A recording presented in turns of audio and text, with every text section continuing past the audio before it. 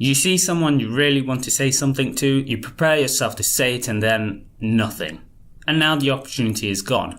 Shyness often leads to many lost opportunities in life. In this video, we look at how you can stop feeling shy.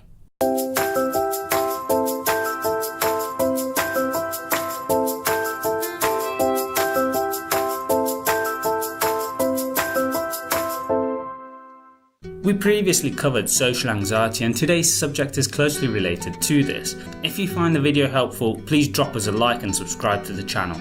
So, before we get into this, I want to state that I'm naturally an introvert and someone who during his childhood and growing up was known as being quiet and shy. Now, I'm still quiet, much to my wife's annoyance at times, but I wouldn't particularly call myself shy. I've had to learn to deal with it to control social situations, and as part of my job in consulting, things have changed significantly, as I can often be the dominant driver when having conversation with others. Shyness, also known as diffidence, is when an individual feels apprehension and awkwardness when approached by other individuals. It can be related to social anxiety, but feelings of shyness when compared to other forms of anxiety has subtle differences in how the individual feels apprehension and hesitancy. Now, in my case, shyness had one so-called benefit, as it made me appear calm, relaxed, chilled and aloof. That's great, as I don't wish to be perceived as a nervous wreck. Only, it's not really that great, because it meant I wouldn't say how I felt when I really wanted to. So how do you overcome shyness? Now, it's important to understand shyness can be closely linked to a person's self-esteem. People who are confident in themselves will naturally be more prepared to say how they feel. On the other hand, people who feel shy often don't have a great deal of confidence. So the first step is to develop your confidence, from which you'll naturally feel less inhibited and therefore naturally more prepared to share your internalized thoughts in conversation. I've also done a video about becoming more confident, which I'll link in the description below. Now, to deal with shyness, you need to expose yourself to situations where you can overcome shyness. That means go out, go speak to people and get yourself out there. Exposure therapy is incredibly effective, as it simply forces you to expose yourself to your fears or anxiety. It's closely linked to developing confidence, but more importantly, it gives you experience in speaking to others you may not know very well. We go through practice, hence the term practice makes perfect.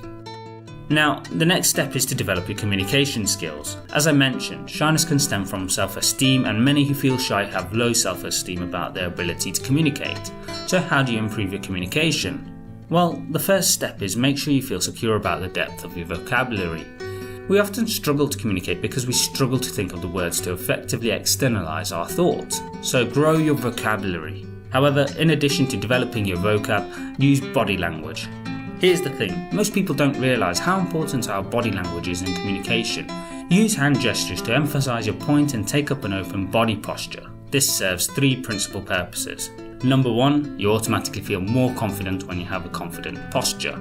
Number 2, you engage better with the person you converse with. That's because people read body language as much as they listen to words, and so someone who communicates with their body will be more effective in engaging their audience.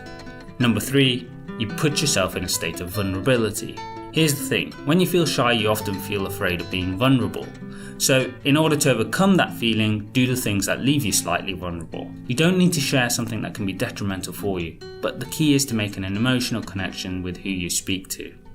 Once you develop your communication skills, you can take the next step, which is to plan and control your conversation. Now, by controlling conversations, you can dictate the flow of conversation to feel comfortable for you. So, I use this all the time in my job. If I have a client meeting, I'll ensure I've planned an agenda for the meeting ahead of time. I make clear where the focus of the conversation will be and the intended outcome for the meeting.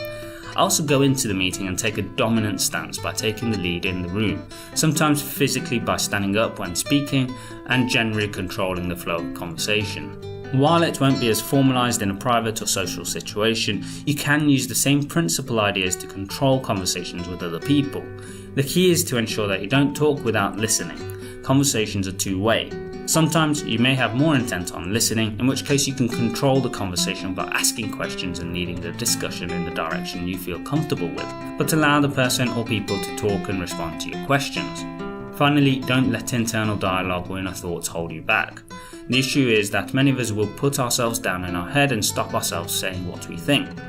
Focus on the points above about growing your confidence, developing strong communication skills, and controlling conversations, and you'll be able to overcome these feelings to say what you need to.